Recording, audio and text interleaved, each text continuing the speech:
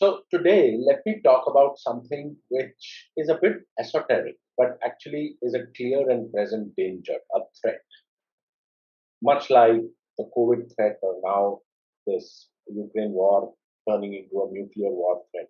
And this is what is called the quantum apocalypse. Now, quantum theory is a difficult one, and I don't want to explain that in this one or couple of minutes. But many of you would have heard of Schrodinger's cat that it kind of comes from a particular interpretation of quantum mechanics which says that a particle exists in all states at once until observed, and therefore you don't know the Schrodinger's cat is alive or dead unless the box in which it is open. Now this has given rise to a new kind of computing called quantum computing. So far the computers which you have in which I am recording this is what is called a Turing machine, and in a Turing machine, information is encoded in bits, one or zero, and then some operations like and or not, etc., which create all these programming languages and logic. A quantum computer, on the other hand, uses something called qubits, and a quantum, which is the quantum version of bits. And a qubit is not permanently a zero or a one, but it can be both at the same time. Now, if you don't understand, don't worry. Bill Gates, said about 5 years back that I know a lot of physics and I know a lot of maths, but the one place where they put up slides and it becomes completely unintelligible for me, then that's quantum.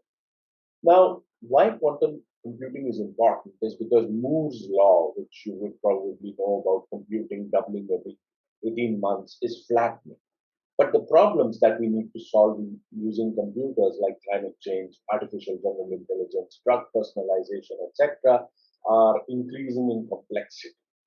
So using a Turing computer, it would be very difficult to model these. But using a quantum computer, you could do that theoretically in seconds. The other big deal is, and where the problem comes from, is about encryption. What you would not know is, but it is actually encryption which runs most of our computing services, whether it be e-commerce, whether it be email. All our data is protected through this what is called prime number encryption, which is virtually impossible. It would take tens of thousands of years for a Turing computer to break that encryption. On the other hand, a quantum computer could break it in seconds.